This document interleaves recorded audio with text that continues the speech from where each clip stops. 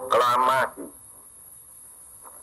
kami, bangsa Indonesia, dengan ini menyatakan kemerdekaan Indonesia. Hal-hal yang mengenai pemindahan kekuasaan dan lain-lain diselenggarakan dengan cara saksama dan dalam tempo yang sesingkat-singkatnya. Jakarta, 17 Agustus 1945, atas nama bangsa Indonesia, Soekarno-Hatta.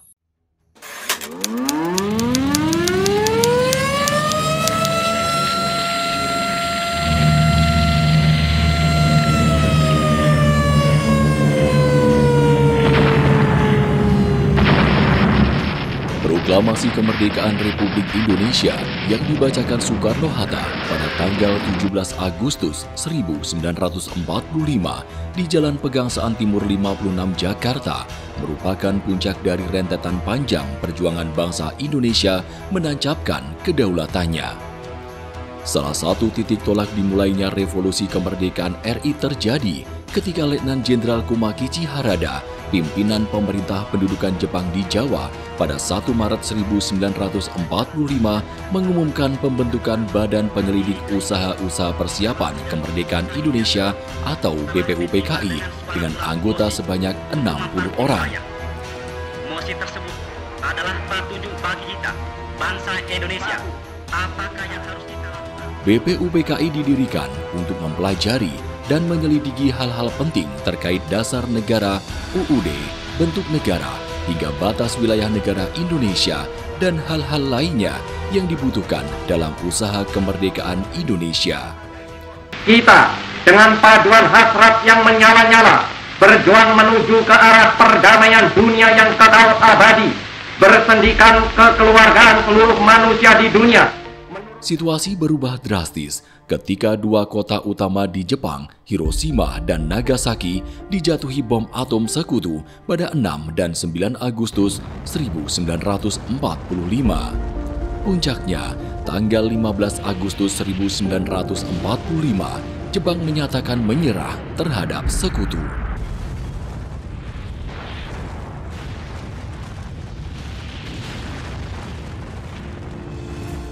Situasi kekosongan kekuasaan ini memicu kalangan pejuang kemerdekaan mendesak para pimpinan BPUPKI, terutama Soekarno dan Muhammad Hatta, untuk segera memproklamasikan kemerdekaannya. Para pemuda bahkan sempat membawa paksa Soekarno-Hatta ke Rengas Dengklok, Karawang untuk disegerakan proklamasi kemerdekaan. Alhasil, pada hari Jumat 17 Agustus 1945, teks proklamasi yang dibuat Soekarno dan diketik oleh Sayuti Melik dibacakan oleh Soekarno-Hatta atas nama bangsa Indonesia di kediaman Soekarno di Jalan Pegangsaan Timur nomor 56 Jakarta. Teks asli proklamasi kemerdekaan dan bendera pusaka merah putih kini disimpan di Monumen Nasional.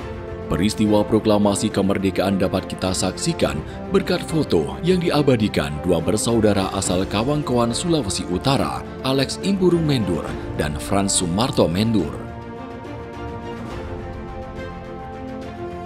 Lahan bekas kediaman Soekarno saat ini menjadi monumen Tugu Proklamasi. Kabar proklamasi kemerdekaan Indonesia segera meluas ke seantero negeri. Di Yogyakarta, duet pemimpin Sri Sultan Hamengkubuwono IX, Raja Kesultanan Yogyakarta, dan Sri Paduka Pakualam VIII, Adipati Pakualaman, mengirimkan kawat ucapan selamat kepada Presiden dan Wakil Presiden. Sultan dan Pakualam menyatakan bahwa Kesultanan Yogyakarta dan Pakualaman bergabung ke Republik Indonesia. Sikap keduanya dikukuhkan melalui amanat 5 September 1945. Amanat 5 September 1945, di mana amanat 5 September ini secara tegas dan jelas Sultan Hamengkubuwono IX dan Pakualam ke-8 itu menyatakan dirinya sebagai sebuah negeri istimewa, ya, atau daerah istimewa yang berada di bawah atau di belakang Republik. Nah, dukungan yang diberikan oleh Sultan Hamengkubuwono IX dan Paku Alam ke-8 ini kemudian disambut baik oleh pemerintah Indonesia. Sehari setelah amanat 5 September 1945 itu, yaitu tanggal 6 September, Soekarno kemudian mengutus dua orang, yaitu Mr. Sartono dan Mr. Maramis ke Yogyakarta untuk memberikan surat penetapan. Di dalam piagam kedudukan pada bulan Agustus 1945 memang belum disebutkan tentang daerah istimewa, namun di tanggal 5 September tahun 1945 status keistimewaan mulai mengemuka, dan kemudian secara resmi pemerintah menetapkan keistimewaan Yogyakarta dengan Undang-Undang Nomor 3 Tahun 1950, di mana di situ disampaikan pembentukan tentang daerah istimewa Yogyakarta. Atas sikap duet pimpinan Yogyakarta ini, Presiden mengeluarkan piagam kedudukan yang menyebutkan Yogyakarta sebagai daerah istimewa bagian dari Negara Kesatuan Republik Indonesia. Benarnya piagam kedudukan yang tadi yang dibawa oleh Maramis dan Mr. Sartono untuk Sultan Hamengkubuwono IX dan Paku Alam ke-8. Jadi piagam kedudukan ini sebenarnya ada dua. Yang pertama ditujukan kepada Sultan Hamengkubuwono IX, ya, yang isinya atas kedudukan Sultan, ya, yang telah berkorban untuk jiwa dan raga, ya, demi keselamatan negeri Yogyakarta untuk mendukung Indonesia. Makna piagam kedudukan daerah istimewa Yogyakarta merupakan wujud dari integrasi antara Kasultanan dan juga Kadipaten melalui Ngaso Dalem Hamengkubuwono ke-9 dan juga Kanjeng Gusti Paku Alam ke-8. Selain itu juga menjadi tonggak adanya keistimewaan Yogyakarta, di mana keistimewaan Yogyakarta ini berdasarkan atas sejarah dan asal-usul yang ada di daerah istimewa Yogyakarta. Piagam ini merupakan bentuk bentuk yang utama sebenarnya dari pengakuan Indonesia terhadap wilayah keistimewaan Yogyakarta, yang mana wilayah Yogyakarta itu dikuasai atau diperintah oleh dua penguasa Dwi Tunggal, yaitu Sultan Hamengkubuwono IX dan Paku Alam ke-8. Peristiwa sejarah proklamasi dan piagam kedudukan mestinya selalu diajarkan kepada generasi muda. Tujuannya agar generasi penerus bangsa tidak melupakan sejarah bangsanya sendiri. Bangsa Indonesia ingin merdeka, dan walaupun tuan-tuan halangi dengan bom dan dinamit dan meriam yang berasal dari Australia, Amerika, dan Inggris, kita akan merdeka. Kita tentu merdeka. Kita pasti merdeka sebagai matahari terbit di hari besok. Kalau tuan-tuan menyerang kami dengan pedang dan bom dan beril dan meriam, maka kami akan melawan mati-matian, berkelahi mati-matian. Dan yakinlah, tuan-tuan tidak dapat mematahkan kami. Kami pasti dibantu Tuhan. Kami pasti akan merdeka. Pembelajaran sejarah yang terpadu, sistematis, dan berkelanjutan tentunya membutuhkan dukungan kebijakan pemangku kebijakan. Perlunya kelembagaan khusus yang melakukan penetrasi secara kontinu kepada kalangan muda, khususnya kalangan pelajar dan mahasiswa. Jangan sampai kalangan muda terjebak pada isu-isu kontemporer yang melupakan pijakan sejarah bangsanya sendiri.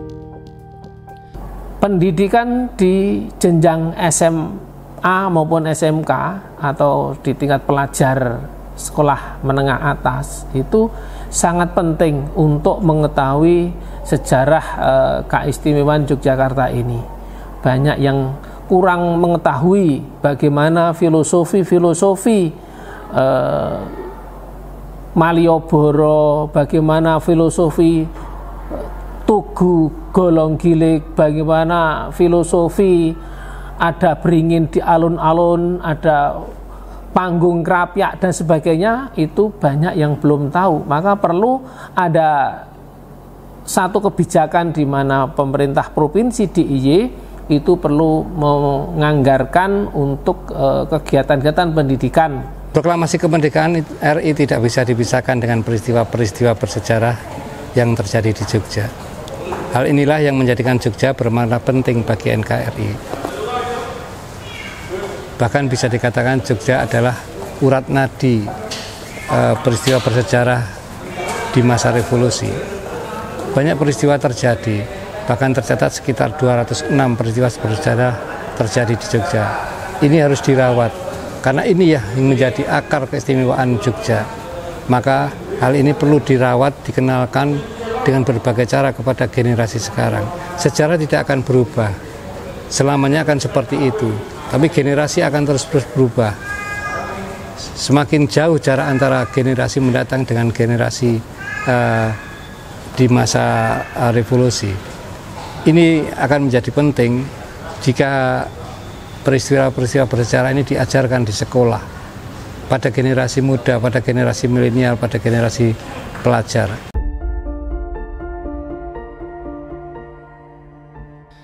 Salah satu makna yang dapat digali dari keistimewaan DIY adalah bagaimana insan masyarakat DIY tetap menjadi pelopor persemaian nilai-nilai kebangsaan berdasarkan Pancasila dan semangat Bhinneka Tunggal Ika. Kondisi ini dapat terjadi jika pendidikan sejarah memperoleh porsi yang cukup, tidak saja dalam kurikulum pendidikan sekolah maupun perguruan tinggi, namun juga dalam program-program pemerintah di tengah masyarakat. Apa yang dicetuskan Gubernur DIY Sri Sultan Hamengkubuwono X dalam momentum Hari Kebangkitan Nasional 20 Mei 2021, yakni gerakan menyanyikan lagu kebangsaan Indonesia Raya setiap jam 10 pagi di sekolah, instansi pemerintah maupun swasta, dan ruang-ruang publik lainnya, kiranya menjadi salah satu gerakan yang efektif dan penting untuk dilestarikan guna memompa semangat nasionalisme. Ketika siswa masuk, itu sudah dikenalkan di dalam pengenalan lingkungan sekolah, itu perlu ada materi khusus. Kalau perlu, khusus Jogja itu ditambah 2 hari pengenalan lingkungan sekolahnya. Yang 5 hari itu kan rutin, itu nasional, semuanya sama seluruh Indonesia. Nah, 5 hari. Kemudian untuk khusus untuk Jogja, itu mesti ditambah pada 2 hari untuk memperkenalkan keistimewaan DIY ini, mulai dari filosofi pakaian Jawa, filosofi bernegara, filosofi hidup, apa itu Hamemayu Hayuning Bawono, itu perlu diajarkan tersendiri. Pembelajaran sejarah, terutama sejarah keistimewaan, itu perlu sangat penting diajarkan di sekolah. Bagaimana mereka mengenal keistimewaan kalau tidak pernah diajarkan? Maka perlu adanya kurikulum khusus mengenai keistimewaan DIY, sehingga mereka paham betul. Bahkan kalau perlu menyediakan satu ruang khusus untuk mengenalkan keistimewaan itu. Ini sejarah lokal yang luar biasa nilainya bagi masyarakat Jogja, bagi keistimewaan DIY. Info-info seperti itu harus dimunculkan terus-menerus dengan berbagai cara, dengan berbagai kemasan. Apalagi untuk kondisi sekarang, misalnya bisa lewat media sosial, bisa lewat praktek langsung di kelas. Proklamasi Kemerdekaan RI 17 Agustus 1945, Amanat 5 September, dan Piagam Kedudukan Presiden kiranya merupakan 3 rangkaian sejarah yang saling terkait. Ketiganya membentuk kesadaran politik bahwa entitas Kesultanan Yogyakarta dan Kadipaten Pakualaman menjadi penopang aktif tegaknya kedaulatan NKRI.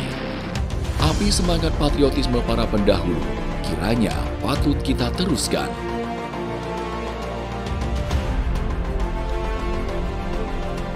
Tepatlah apa yang dikatakan Soekarno, bahwa Manakala suatu bangsa telah sanggup mempertahankan negerinya dengan darahnya sendiri, dengan dagingnya sendiri, pada saat itu, bangsa itu telah masak untuk kemerdekaan.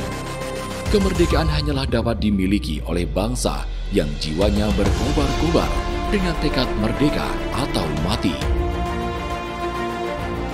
Tahun ini, proklamasi kemerdekaan menginjak 78 tahun. Sudah banyak peristiwa sejarah terjadi, baik yang pahit, getir, maupun manis. Lebih daripada semua itu, baik kiranya mengingat yang dikatakan Bung Hatta, Indonesia merdeka bukan tujuan akhir kita. Indonesia merdeka hanya syarat untuk bisa mencapai kebahagiaan dan kemakmuran rakyat. Sudahkah segenap rakyat Indonesia bahagia dan makmur? Inilah pertanyaan yang membutuhkan jawaban kita semua sebagai warga bangsa yang mencintai Indonesia.